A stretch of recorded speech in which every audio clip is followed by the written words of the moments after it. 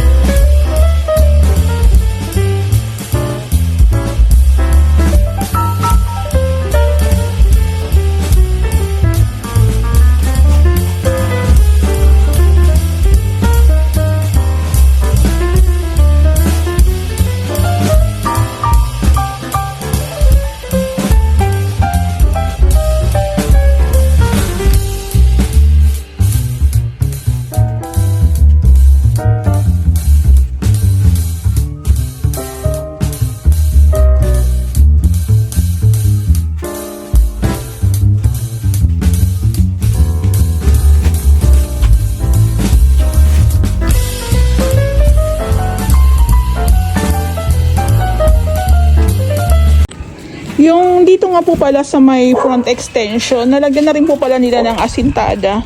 Ayan o. So, bali ang pinaka-height po nito is 75 lang.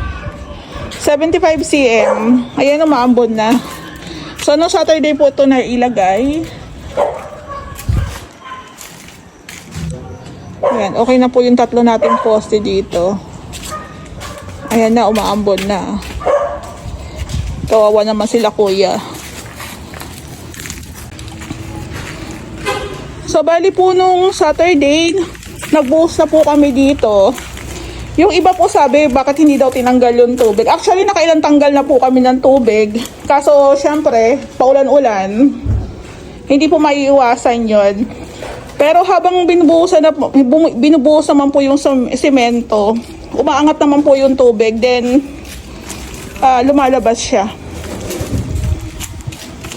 So, no Saturday po is na paikutan na po nila ng CHB. Kaso, today, Monday, is hindi po kami nakapasok. Kasi nga po, malakas yung ulan. Ayan, no. Yung poste po pala nito is 1, 2, 3, 4, 5, 6, 7, 8. 8 po. 8 dito sa may likod. So, ina-update ko po kasi yung may-ari po nito is nasa ibang bansa. Yung anak po is nasa Manila. So, kailangan po namin i-update. Ayan. Dito na lang po kami sa Tion Paul umu-order palagi. Ayan. Nalinisan na po dito. Para dito na lang po namin ilalagay yung mga tile adhesive tsaka tiles. Tiles nga po pala is, ang wala na lang po yung para sa kitchen. Yung sa kitchen countertop, tsaka, ano pa bang wala? Yun na lang ata eh. Halos kumpleto na rin talaga eh.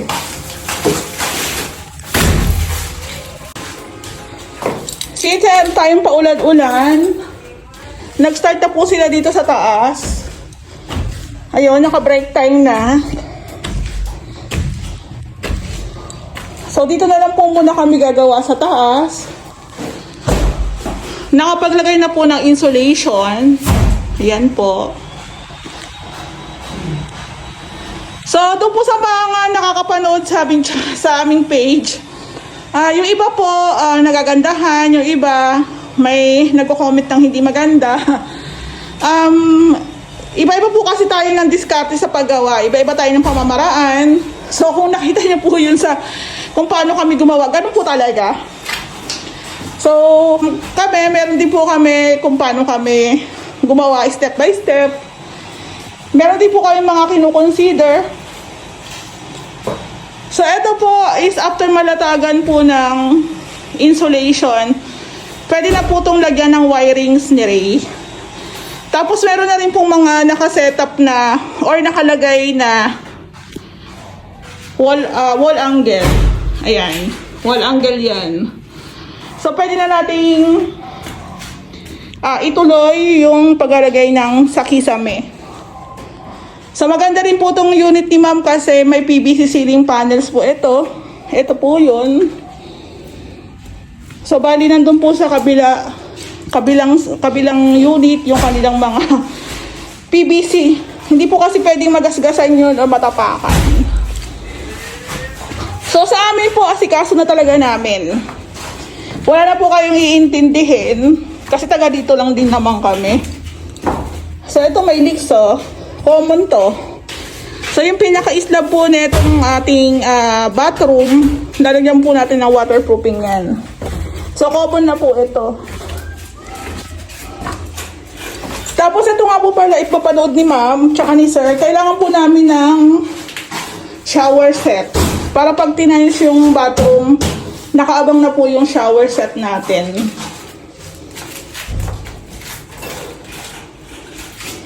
Medyo madami-dami silang hahakutin. Medyo madami-dami.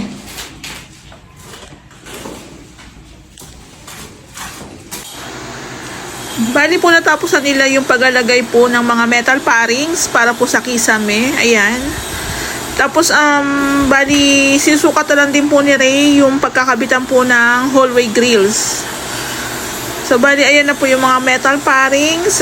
Wirings na lang po ang kulang dyan. Then, pwede na po natin lagyan ng kisame.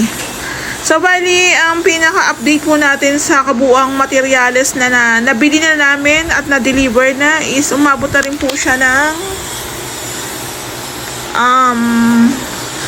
292,516. Bali po yung materials na yon is para po sa hardware materials, PVC ceiling panels, and spandrel, tsaka po yung para po sa tiles. Ayan po. Ulitin ko lang po, 292,516 na po siya. Ayan po, 'di ba? Halos andito na po lahat ng materyales. Parang kulang na lang po dito yung mga additional, tsaka po yung mga gagamitin sa kitchen cabinet. Ayan po. Then, yung mga accessories din ni ma'am. Bali, yun na lang po yung kulang. So, umaakit na po tayo ng 300k. 300k po. Ayan.